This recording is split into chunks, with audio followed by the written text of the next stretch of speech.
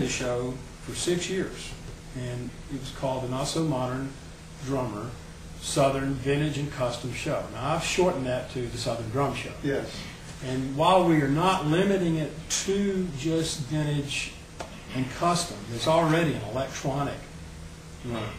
Okay. A friend of mine is doing what's called the Future Drum Show, which is all about electronics. We're also going to have new manufacturers, but the vintage and custom are going to be in one hall, and anything else new or other than vintage and custom will be in another hall. And this is all at the Soundcheck rehearsal facility in Nashville, which is where a lot of these kind of things are done, July 18th and 19th, the same week as Summer Now.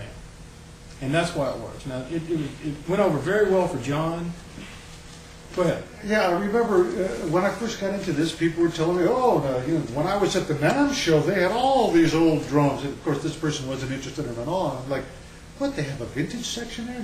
So you're bringing that back? Yeah, we're just bringing it back. John had already started. It was successful for 6 years, and then he moved to Oklahoma.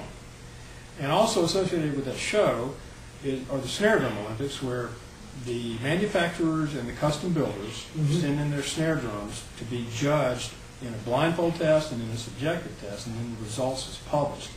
And when John was doing this, you saw those results all over Modern Drummer magazine. Everybody used it. It was very, very popular, and it was a really good thing. I was a judge one year, and it was a very well run, very legitimate contest.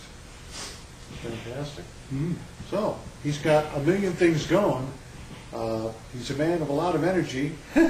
So look forward to the new version of Not So Modern Drum magazine. I'm waiting for my next issue. I can't wait. Another thing we've got going here is we came to the store. Right now we're in George's. Are we calling this George's Drum Shop, or is this the permanent place for your drum shop, or is this temporary? This is our temporary quarters while we're waiting on our new building to be finished. Okay, he's got a new building, what, across the street? 500 feet away. Yeah. This is a warehouse. Yeah. But out back, he's got a truck. This is a good story. I went in there yesterday. We may even walk out there and show you folks just for something to look at. He got a whole truckload of drum parts, drum shells, and it's taken him a long time just to inventory these pieces, and he's partially through it, and we're going to go out and take a look at it. But if you're looking for old vintage parts, not real old, a lot of that has already been parted out through eBay, right? Yeah. A lot of it. We've sold a lot of it, but I was in there yesterday, and I found something. I found a Rogers hi-hat throw-up. Oh, I found something that you left. Oh, okay. Yes, I think of what, a Keystone badge? Yes. Yes. But, see, being that I'm a 20s, 30s, 40s collector, he had some Slingerland Radio King stamped hoops back there, originals, tons of hoops, bass pedal parts, just everything. There we are. Now here's something I found back there. A Keystone badge with the grommet. I don't even know where it was, but you can find this stuff. I don't know if you can call them up and say, hey, do you have a such and such? Because the catalog, there's so much back there, I don't think he can actually say, I got it or I don't got it. He would have to say, let me go look and see what I can find you. But we're going to just take a brief look back there so you can get the idea. But he's going to tell you the story of how he came by this whole truckload of stuff.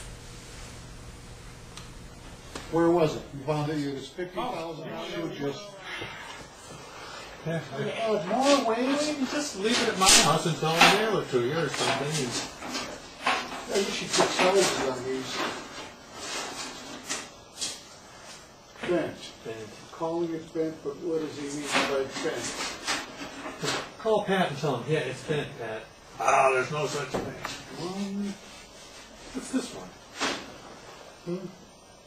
Nothing. He needs to help with that. There. That's another Slingerland Radio King, but see, I'm restoring a 30s. I don't know if I need. Oh no, I know what I needed for this. I was thinking of getting this guy. Yeah? I don't know if he's got a bottom on it. It's going to be straight like this. In fact, ask me on that too.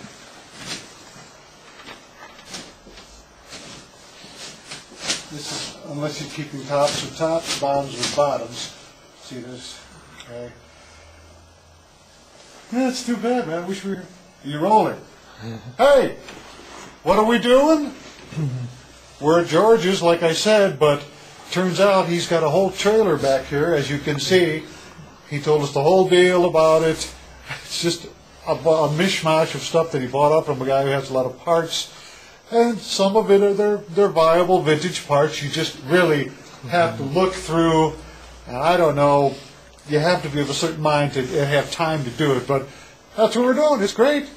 Down that way is a bunch of bass drums, shells, a lot of unusable, what he even called his junk, but a lot of it is good, solid parts that he could probably sell off on eBay. I found the old Rogers hi-hat throw-off here.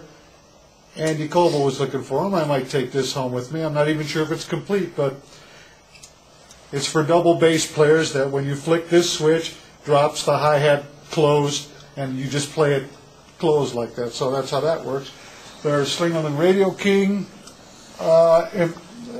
emblemed heads, stamped, or top rims. This one right here.